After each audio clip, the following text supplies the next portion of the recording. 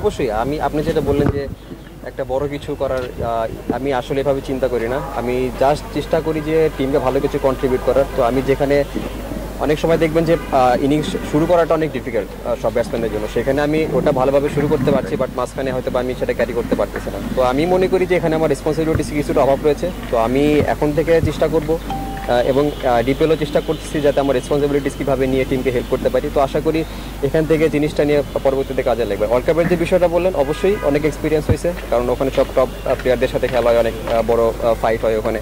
তো আশা করি এটা অবশ্যই সামনে আমাকে হেল্প করবে। আসলে এটা দুইটাই থাকতে পারে। আমি স্কিল যে বিষয়টা বলছেন এটার আমি কাজ করতেছি, তো আশা করি এটা আমাকে পরবর্তীতে হেল্প করবে, আর বাকিটা হয়তো বলতে চাচ্ছি না। আসলে দেখেন, ঈদের আগে এতটা গরম ছিল না। ঈদের পরে আমাদের কালকে ফার্স্ট ম্যাচ, তো প্র্যাকটিস আমাদের 2 দিন প্র্যাকটিস সেশন ছিল, তো বেশ ভালোই গরম। তো আমাদের সবাইকে মেনটেন করতে হবে যেভাবে রিকভারি করা যায়, যতটা বেশি পানি খাওয়া যায় এবং নিজের বডি যতটা আমরা রিকভারি রাখবো ততটা আমাদের ম্যাচে ইফেক্ট কম ফেলবে এটা।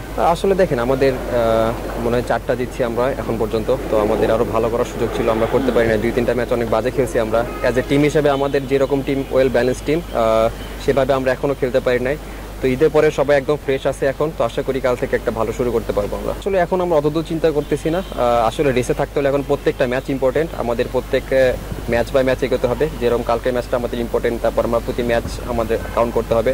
তো আশা করি যদি আমরা ভালো একটা মোমেন্টাম পাই কালকে, তো আশা করি এটা ভালো হবে পরবর্তী। প্রথম কয়েকটা ম্যাচ লো স্কোরিং ম্যাচ ছিল, তো আশা করি আমরা ভালোভাবেই সেটা ওভারকাম করছি। আমার আরও কিছু দেওয়ার আছে টিমকে, তো আশা করি চেষ্টা করবো নিজের বেস্টটা দেওয়ার, টিমকে হেল্প করার। অবশ্যই আসলে দেখেন, এটা পুরোটাই যেহেতু লম্বা একটা টুর্নামেন্ট, এটা একটা মোমেন্টামের দরকার। আমরা যদি মোমেন্টামটা ভালো শুরু করতে পারি, তাইলে মোমেন্টাম যদি ক্যারি করতে পারি আমরা, তাইলে মনে হয় যতগুলো ম্যাচ আছে, সুপার লিগ আছে সামনে, তো সবগুলো ম্যাচই কাজে লাগবে। তো আশা করি সবাই ঈদের পরে সবাই এখনও ফ্রেশ, তো আশা করি আমরা যদি ভালো শুরু করতে পারি, এটা আমাদের অ্যাজ এ টিম হিসেবে আমাদের যেরকম ব্যালেন্স টিম, তো আশা করি যে পরবর্তীতে এটা অনেক ভালো কাজে লাগবে।